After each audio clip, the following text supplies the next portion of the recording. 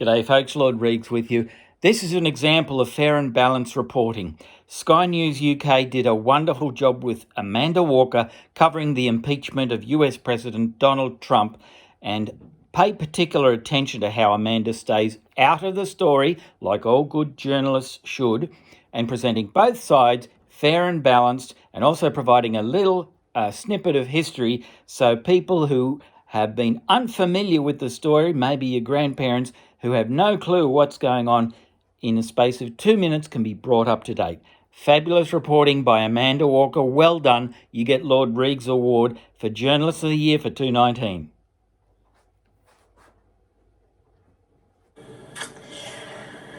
Well, it's the beginning of a week that could make history in the United States. On Wednesday, the House of Representatives will vote on 2 articles of impeachment. If either is passed by a simple majority, Donald Trump will become only the 3rd president ever to be formally impeached.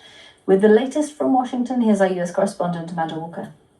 It is most likely that the President of the United States, Donald Trump, will be impeached in this full vote by the House of Representatives. That is, of course, because the House of Representatives is controlled by the Democrats. They are the majority party. They're the ones who have been pushing this whole impeachment process. They say they have had absolutely no choice, that the president's actions, his abuse of power, they say, has led them to do this. Almost that they didn't want to do it, but actually had to do it because of the egregious nature of his acts. The Republicans say the opposite, that it's an absolute sham, that there is no substance to it.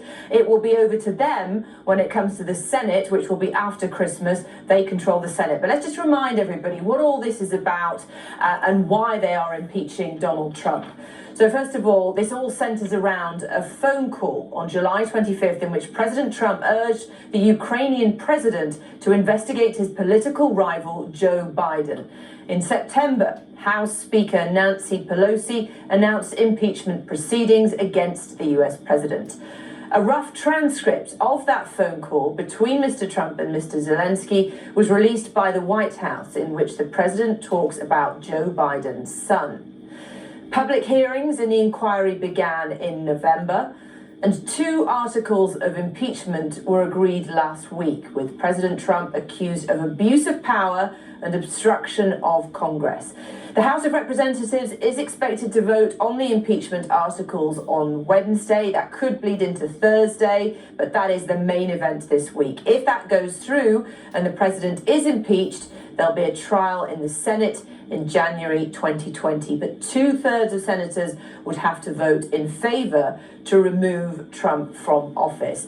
So the general perception really is that yes, the president will be impeached in the House of Representatives, but he will be acquitted by the Senate at the beginning of next year. Next year obviously is a very big year because there's an election at the end of it. So it's entirely possible that Donald Trump will be impeached and go on to win the 2020 election, because there is a view that his whole message that his 2016 campaign was based on, that he was fighting the establishment, that ultimately impeachment plays into that same narrative, that the establishment tried to bring him down, they failed, could even give him a boost going into that 2020 election.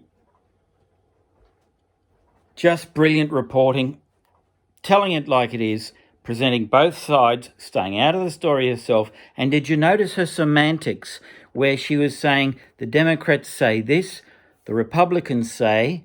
She never said that the Democrats were forced to impeach the president. She said the Democrats say they were forced to impeach the president because of this or that. And then, however, the Republicans say, did you notice those semantics? Brilliantly done. You don't get reporting like that in America these days, except perhaps on Fox News Network. This is Lord Reags giving Amanda Walker his very thoroughly deserved award for Best Journalist of the Year to Amanda Walker of UK Sky News. Congratulations, Amanda. Well done. You're a breath of fresh air.